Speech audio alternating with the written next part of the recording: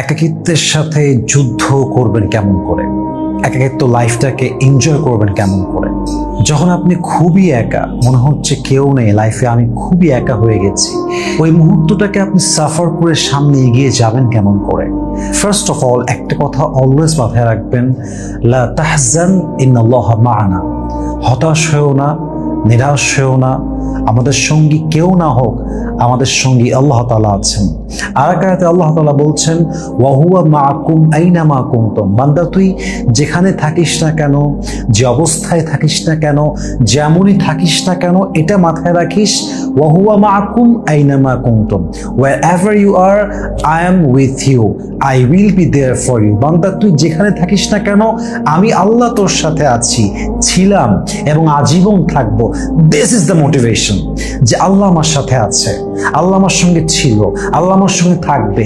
এটাকে পরিপূর্ণ ভেতরে বিলিফ সিস্টেমে কাজ করান যে আল্লাহ আমার সাথে আছে। এবার আসুন কিছু ট্রিক্স বলি, কিছু টিপস বলি, যে টিপসগুলো অ্যাপ্লাই করলে এই লোনলিনেসকে আপনি ওভারকাম করতে পারবেন। Number 1, accept your loneliness as a mercy from Allah সুবহানাহু ওয়া তাআলা। আপনি যদি আপনার লাইফের একাকিত্বকে আল্লাহর পক্ষ থেকে একটা রহমত হিসেবে গ্রহণ করতে পারেন, এটা আপনাকে এনজয় ফিল করতে মোটিভেট করবে। এর কারণ হচ্ছে, আমার একাকিত্ব যদি আমাকে আমার রবের কাছে নিয়ে যায়, আমার একাকিত্ব যদি আমাকে আমার রবের বন্ধু বানিয়ে দেয়, আমার একাকিত্ব যদি আমাকে আমার রবকে চিনতে সাহায্য করে, এটাই সেরা।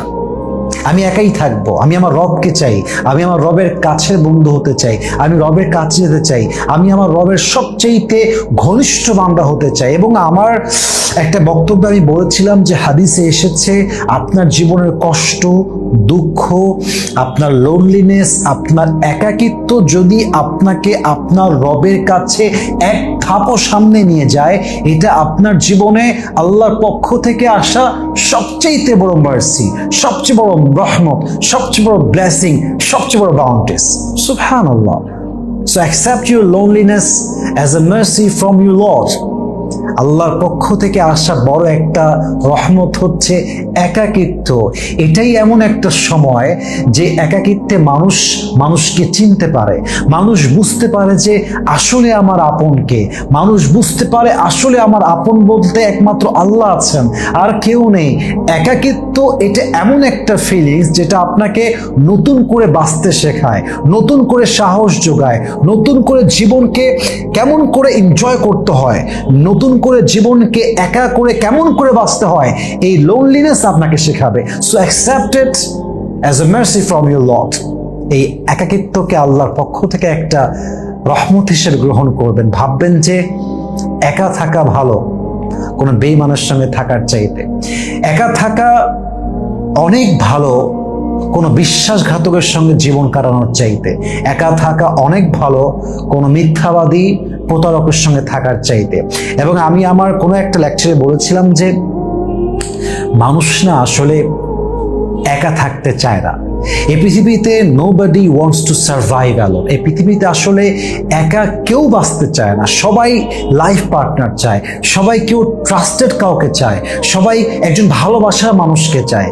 কিন্তু মানুষ যখন বুঝে ফেলে, মানুষ যখন দেখে যে আমার লাইফের সবচাইতে আপন মানুষ, সবচাইতে কাছের মানুষ, আমার সবচাইতে মায়ার মানুষ, আমার কলিজার টুকরা মানুষ, এই মানুষটা মিথ্যাবাদী, সে একটা নিমক হারাম, সে একটা বেঈমান, সে একটা বিশ্বাসঘাতক।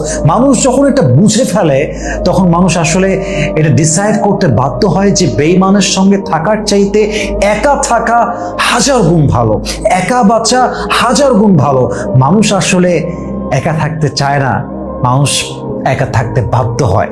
এজন্য আল্লামা ইকবাল খুব সুন্দর করে লিখেছেন, मैं अकेला रहना नहीं चाहता था मगर अब मुझे अकेला रहना जरूर है, मैं अकेला रहना नहीं चाहता था मगर अब मुझे अकेला रहना जरूर है, गद्दार के साथ जीने से अकेला जीना बेहतर है, दिल तो हमेशा ये कहता है कि तुझे कोई ना कोई सहारा जरूर चाहिए, दिल तो हमेशा ये कहता है कि तुझे कोई ना कोई सहारा जरूर चाहिए, फिर मैं अपने आप से पूछता हूं कि तुझे धोखा दोबारा क्यों चाहिए। বাস্তবতা এটাই, মানুষ আসলে বেইমানির ভয়ে, বিশ্বাসঘাতকতার ভয়ে অনেক সময় একা থাকতে বাধ্য হয়। বাট মানুষ আসলে একা কখনো থাকতে চায় না, সবাই লাইফ পার্টনার চায়, সবাই একজন বিশ্বস্ত মানুষ চায়। সো হোয়াট এভার, আপনার এই কষ্টকে, এই একাকিত্বকে কোনো কষ্ট হিসেবে নেবেন না, পেইন হিসেবে নেবেন না। Accept it as a mercy, blessing and bounties from your Lord. এটাকে আপনার রবের পক্ষ থেকে একটা রহমতের চোখে দেখবেন। দেখবেন আপনি you will start to enjoy the loneliness in life.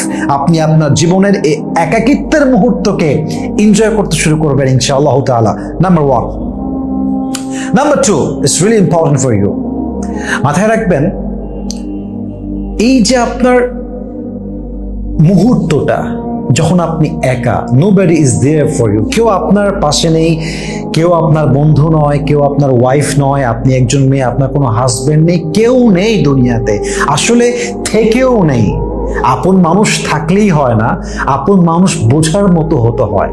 আপন মানুষ থাকলেই হয় না, আপন মানুষ এমন হতে হয় যাকে মনের কথা বলা যায়। আপন মানুষ থাকলেই হয় না, আপন মানুষ এমন হতে হয় যে আপনার কষ্ট বলার পূর্বে সে নিজে অনুধাবন করতে পারে। আপন মানুষ থাকলেই হয় না, আপন মানুষ এমন হতে হয় যে বিপদে পড়লে সবার আগে হাতটা বাড়িয়ে দেয়। আপন মানুষ জাস্ট রক্তের মানুষ থাকলেই হয় না, বিপদের সময় পাশে থাকতে হয়। এটাই হচ্ছে আপন মানুষ। অতএব এটা মাথায় রাখতে হবে যে এই যে আপনার একাকিত্বের মুহূর্তটা, এটাকে আপনি রবের সঙ্গে জুড়ে দিবেন। রক্তের মানুষ বেঈমান, যাকে বিশ্বাস করলাম সেও বেঈমান, যাকে ভালোবাসলাম সেও বেঈমান। এখন যেহেতু আমি একা, আমার একমাত্র বন্ধু হচ্ছে আল্লাহ। আর আল্লাহর কাছে সবসময় 2 হাত তুলে দোয়া করবেন যে আল্লাহ, তুমি তো জানো আমি একা। আল্লাহ, তুমি তো জানো যে আমার এই লাইফে কেউ নেই। আল্লাহ, তুমি তো জানো আমি যাদেরকে বিশ্বাস করেছি এরা আমার বিশ্বাস ভেঙেছে, আমার বিশ্বাসকে ইস্যু করে তারা আমার জীবনটা নিয়ে খেলেছে, আমার ট্রাস্ট নিয়ে তারা খেলেছে। আল্লাহ, তুমি মেহেরবানি করে আমাকে কষ্ট সহ্য করার ক্ষমতা দাও। আল্লাহ, আমার একাকিত্বের সঙ্গী হয়ে যাও। আল্লাহ, আমি যেন ফিল করতে পারি যে তুমি আমার সঙ্গে আছো। আল্লাহ, আমার ঈমান বাড়ায় দাও। আল্লাহ, তুমি আমার সবর বাড়ায় দাও। আল্লাহ, তুমি আমার ধৈর্য বাড়ায় দাও। আমাকে সমস্ত কষ্ট দুঃখ হজম করার মতো শক্তি দাও, স্ট্রংনেস দাও, পাওয়ার দাও। আল্লাহ, আমাকে তুমি সবর দান করো। এই দোয়াগুলো বারবার করবেন, দেখবেন কষ্টগুলো কেন যেন আস্তে আস্তে, কেমন ভাবে যেন এটা আস্তে আস্তে দূর হয়ে যাবে। এবং এটা আপনি বুঝে ওঠার আগেই দেখবেন আপনার মনটা শান্ত হয়ে গিয়েছে। হাদিস আসছে, এটা খুব অবাক করা হাদিস, যে আত-তাকদীরু লা ইয়ারুত ইল্লা বিদ-দুআ। Your destiny will never change except through the dua. দোয়া এমন একটা পাওয়ারফুল হাতিয়ার, এটা ভাগ্যকে চেঞ্জ করে দেয়, এটা কপালের চাকা ঘোরায় দেয়। একটা জিনিস আপনার কপালে নেই, কিন্তু আপনি এত এফোর্ট দিচ্ছেন, এত ট্রাই করছেন, এত দোয়া করছেন, একটা লেভেলে গিয়ে এমন হবে যে আল্লাহ বলবে এটা আমার বান্দার কপালে ছিল না, বাট আমার বান্দা এত দোয়া করেছে, এত চেয়েছে, he has given his best effort, he has tried his best. আল্লাহ বলবে বান্দার দোয়ার জন্য, বান্দার চেষ্টার জন্য, বান্দার তাহাজ্জুদের জন্য যা তার কপালে লেখা ছিল না, আমি তাকে তা দান করব। সুবহানাল্লাহ, what an amazing hadith, what an beautiful hadith it is. Could you imagine the meaning of it? আল্লাহ বলছে বান্দার দোয়ার জন্য ভাগ্যে না থাকা জিনিসটাও আমি আল্লাহ লিখে দিব। So you have to make supplication to your Lord whenever you feel so loneliness in life. যখনই একা লাগছে দোয়া করেন, রবের সঙ্গে সম্পর্ক করেন, তাহাজ্জুদ পড়েন, কোরআন পড়েন, কোরআনকে জড়ায় ধরে রাখেন, নামাজ পড়েন। রবের সঙ্গে কানেক্টিভিটি যত বাড়বে, দুনিয়ার সঙ্গে সম্পর্ক তত বেশি কমে আসবে, একাকিত্ব তত বেশি কমে আসবে। অতএব এটা নিয়ে আসলে টেনশনের কোনো কারণ নেই। আপনার সম্পর্ক আপনি আল্লাহর সঙ্গে জুড়বেন, আপনার একাকিত্ব অবশ্যই দূর হবে ইনশাআল্লাহ তাআলা। Last one and the final one, এটা বলে আমি শেষ করতে চাই। একাকিত্ব দূর করার সবচাইতে সিম্পল প্রসেস, সবচাইতে বড় প্রসেস, সবচাইতে এফেক্টিভ প্রসেস, যেটা ন্যাচারাল প্রসেস, সেটা হচ্ছে হালালভাবে বিয়ে করে নেওয়া। Yes, you got the right point. আমি বিয়ের কথা বলেছি। আপনাকে বিয়ে করতে হবে। মাথায় রাখবেন, মানুষ পৃথিবীতে সব কিছুর সঙ্গে ফাইট করতে পারে, বাট যেটা মানুষের ন্যাচার এটার সঙ্গে সে ফাইট করতে পারে না। You can fight with everything, but you cannot fight with the nature of Allah subhanahu wa ta'ala. আল্লাহর যে ন্যাচারটা আছে এটার সঙ্গে পৃথিবীর কেউ যুদ্ধ করে কুলিয়ে উঠতে পারবে না। ক্ষুধা, এটা আপনার ন্যাচার, এটার আলটিমেট সলিউশন হচ্ছে আপনাকে খেতে হবে। আপনার ওয়াশরুমে চাপ দিয়েছে, এটার আলটিমেট সলিউশন হচ্ছে আপনাকে ওয়াশরুমে যেতে হবে। It's a nature, you can't fight with that. এটার সঙ্গে আপনি যুদ্ধ করতে পারবেন না।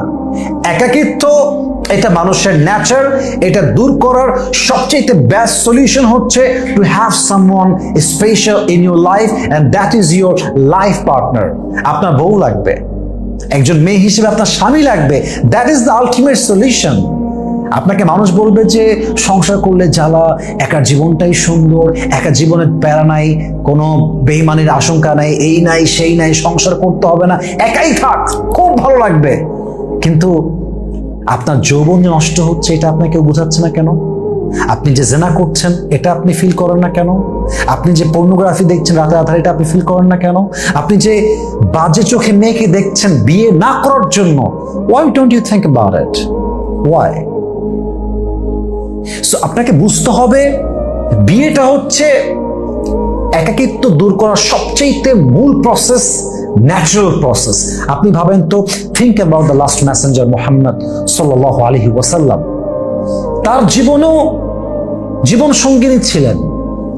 প্রথমে এসেছেন খাদিজা রাদিয়াল্লাহু তাআলা আনহা, ওনার মৃত্যুর পর নবীজি আরো বিয়ে করেছেন।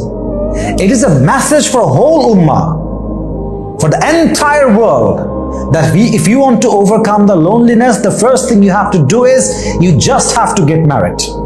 It's an ultimate solution, and there is no alternative way of it. বিয়ে ছাড়া যতই আপনি যা বলেন, যত যাই বলেন, এটা হচ্ছে ন্যাচার। কষ্ট লাগবে, একা লাগবে, কষ্ট ফিল হবে, কিন্তু যদি আপনার সামর্থ্য থাকে খুঁজবেন। Try your best to find out the person that you actually want in your life. যাকে আপনি চান, আসলে আমি এটা আমার লাইফে ফিল করেছি, মনের মতো মানুষ আসলে খুঁজে বের করতে হয়। এটা ঘরের মধ্যে বসে বসে ভাবলাম যে आ जाएगा, मिल जाएगा, ऐसा नहीं होता। इसके लिए कोशिश करना पड़ता है, जाना पड़ता है, बात करना पड़ता है। এটা আমার লাইফের অবজারভেশন যে আপনি যত বড় যেই হন, লাইফ পার্টনার আপনাকে খুঁজে বের করতে হবে। লাইফ পার্টনার খোঁজার জন্য আপনাকে যুদ্ধ করতে হবে। এক কথায় আপনাকে মাঠে নামতে হবে, দ্য মিশন নিয়ে নামতে হবে। আপনি সবকিছু অর্জন করতে কষ্ট করবেন, আর যার সঙ্গে আপনি পুরো জীবন কাটাবেন, আপনি তাকে খোঁজার জন্য টাইম দিবেন না। আপনি কিসের মহারাজা হয়েছেন? কিসের এত ব্যস্ততা আপনার? এটা আপনার লাইফের সবচেয়ে গুরুত্বপূর্ণ topic, so you should focus on it, you should give your time for it. অতএব মেহেরবানি করে যদি আপনি এটাকে কাটিয়ে উঠতে চান, এই লোনলিনেস, এই একাকিত্ব, এটাকে দূর করার সবচেয়ে মূল প্রসেস হচ্ছে হালালভাবে বিয়ে করে নেওয়া। আল্লাহ আমাদের সবাইকে মানা বোঝা এবং আমল করার তৌফিক দান করুক, এবং সবাইকে উত্তম জীবন সঙ্গী দান করুক। আমিন।